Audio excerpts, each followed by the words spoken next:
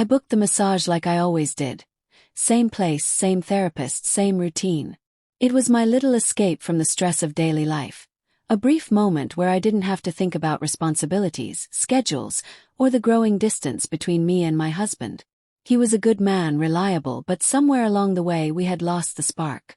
Conversations were predictable, intimacy felt mechanical, and I had stopped feeling truly seen. As I lay on the massage table, the familiar scent of lavender filled the air. The soft instrumental music played in the background, a tune I had heard countless times before. His hands pressed into my shoulders, the usual firm yet professional touch. But something was different. Maybe it was the way his fingers lingered a second longer than usual, or how his voice, deep and steady, felt more personal when he asked, "How's your day been?" I answered casually, but my body was betraying me. My heart beat a little faster, my skin more sensitive to his touch. It was absurd. I had been coming here for months, and nothing like this had ever crossed my mind. But today I felt a shift, an awareness of the man standing over me. His hands moving along my back with slow, deliberate strokes. I told myself I was imagining things. This was his job after all. He was trained to make people feel relaxed. But when his fingertips brushed the bare skin of my lower back, a shiver ran through me, and I knew this wasn't in my head. It was subtle, just enough to make me question whether it was intentional or just part of the massage. I tried to focus on something else, the rhythm of my breath, the steady ticking of the clock, but I couldn't shake the feeling that I was reacting to him in a way I shouldn't. I thought of my husband, of the routine pecks on the cheek, the lack of excitement in our touch. Compared to that, this felt electric. His hands moved lower, working on the tension in my hips, his thumbs pressing firmly, and I had to bite my lip to stop the involuntary sigh that threatened to escape. Was he noticing this too? Did he sense the way my body responded? Or was I the only one feeling this slow, creeping temptation? For the first time, I wasn't just there for a massage. I was aware of every movement, every touch, every second stretching longer than it should. I wasn't sure if I wanted it to stop, or if I was waiting for him to push the boundary just a little further. The thought alone sent another wave of guilt through me, but I didn't pull away. And when his fingers traced the curve of my spine with an almost feather-light touch, I knew one thing for certain. This wasn't just a routine session anymore. I told myself it was nothing. Just my imagination running wild, reading into things that weren't there. But as his hands moved with slow precision, working the knots in my lower back, the air in the room felt charged.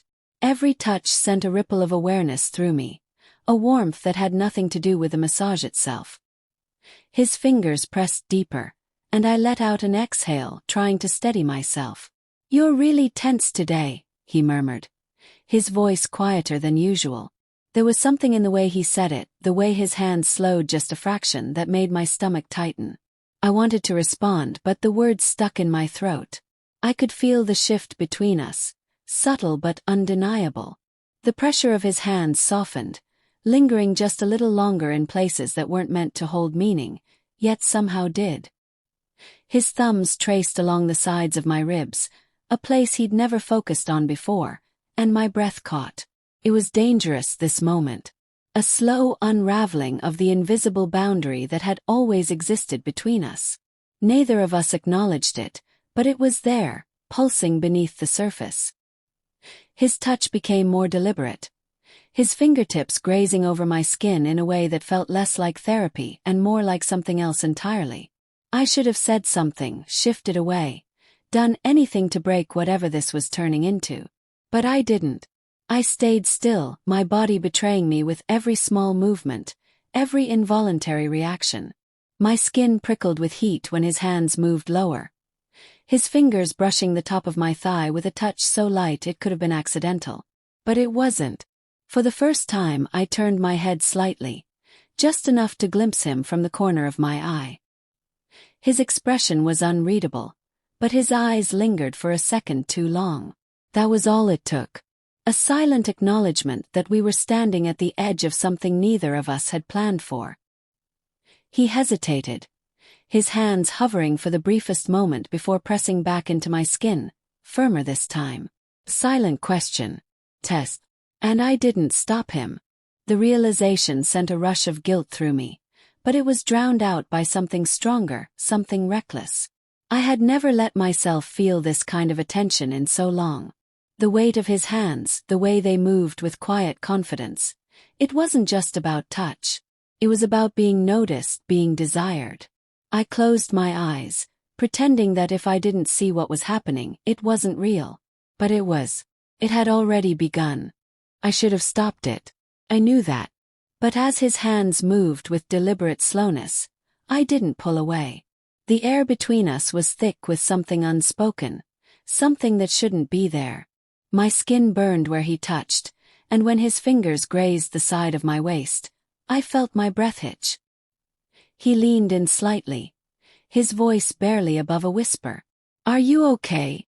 The way he asked it felt different this time, like he wasn't just checking on my comfort but something deeper. My throat was dry, my pulse erratic.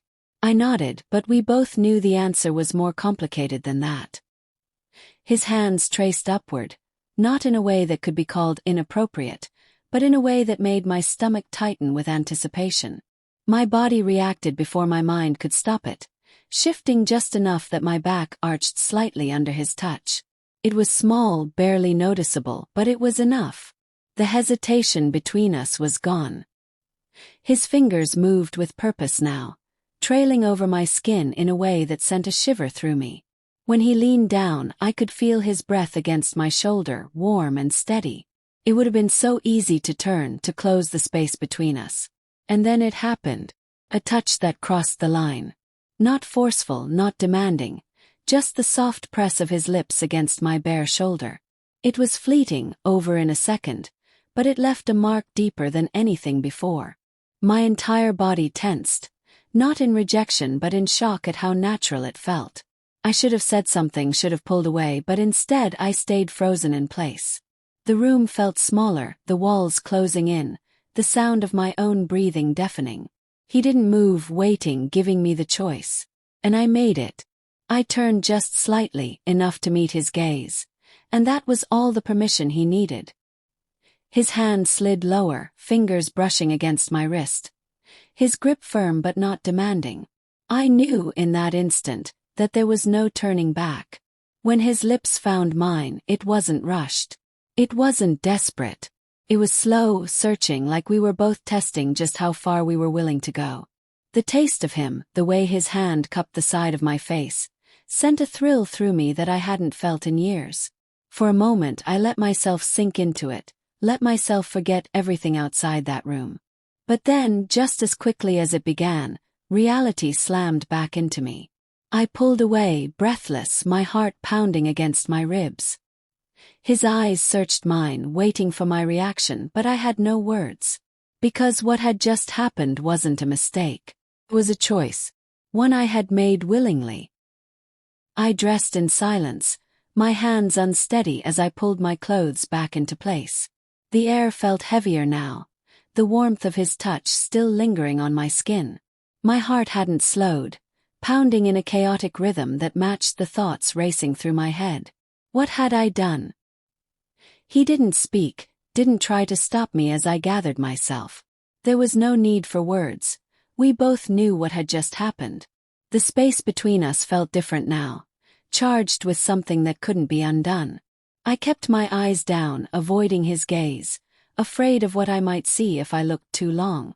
As I reached for my phone, the screen lit up with a message from my husband.